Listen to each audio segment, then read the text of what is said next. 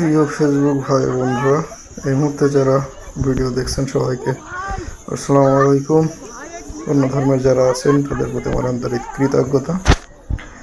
আমরা গত ভিডিওতে লাইভে এখানে দেখিয়েছিলাম আপনার শাসা থানার হচ্ছে আপনার পাকশিয়া বর্ডার এলাকা। আমরা লাইভে আপনাদেরকে দেখিয়েছিলাম গত ভিডিওতে, কিন্তু এখানে স্রোতের পরিমাণ এতটাই বেশি ছিল এবং এতটাই মানুষের আধিক্য ছিল যে আসলে প্রপারলি লাইভ করতে আমরা সক্ষম হচ্ছিলাম না, যার কারণে আপনাদেরকে জানিয়েছিলাম যে পরবর্তী কোনো ভিডিওতে আপনাদেরকে আপডেট জানাবো।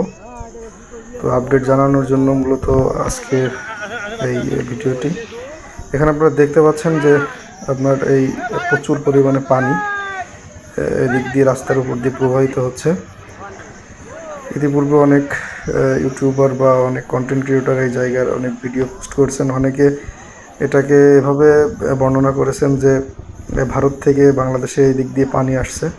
এটাতে আপনাদের জনমনে অনেক আতঙ্ক এবং ভয়ের সৃষ্টি হয়েছে। আসলে মূলত বাস্তব বিষয়টা আপনাদের জানানোর জন্য এই ভিডিওটি করা। আসলে এরকম কোনো কিছু না যে ইন্ডিয়া থেকে বাংলাদেশে পানি আসছে, এরকম কোনো ঘটনা না।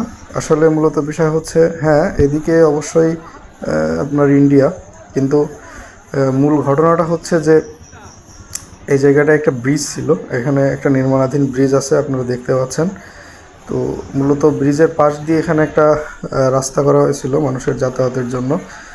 তো যার কারণে রাস্তাটা একটু নিচু হওয়ায় এদিকে পানি নিচ দিয়ে প্রবেশ না করতে পারার কারণে রাস্তার উপর দিয়ে আর কি পানি প্রবাহিত হচ্ছে।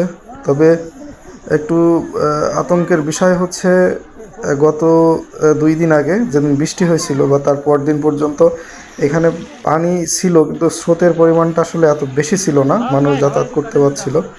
বাট এখানে আজকে আমরা দেখতে পাচ্ছি স্রোতের পরিমাণটা অনেক বেশি। অনেক সময় দেখা যাচ্ছে, দেখেন এখানে একা একা পার হওয়া খুবই বিপজ্জনক। অনেকে এখানে সহযোগিতা করতেছে, আমরা দেখতে পাচ্ছি যে এখানে একজন ভাই সহযোগিতা করছে, এখানে আর একটা ছোটো ভাই সহযোগিতা করছে মানুষের পারাপারের জন্য। আমরা একটু যদি জুম করে সামনের দিকে দেখি যে ওখানে একদম পুরোটাই ভেঙে গেছে রাস্তা, মানে ইট দিয়ে যে রাস্তা তৈরি করা হয়েছিল নতুন, সেটা টোটালি ভেঙে গেছে, ভেঙে একেবারে মানে নদীর ভিতরে চলে গেছে আর কি। তো এখানে মানুষের পারাপারে খুবই কষ্ট হচ্ছে। দেখেন এখানে মানুষের জানমালেরও অনেক নিরাপত্তা নাই বললেই চলে। তো এই হচ্ছে মোটামুটি এখানকার পরিস্থিতি। আপনারা এখন দেখতে পাচ্ছেন প্রচুর পরিমাণ এখানে স্রোত।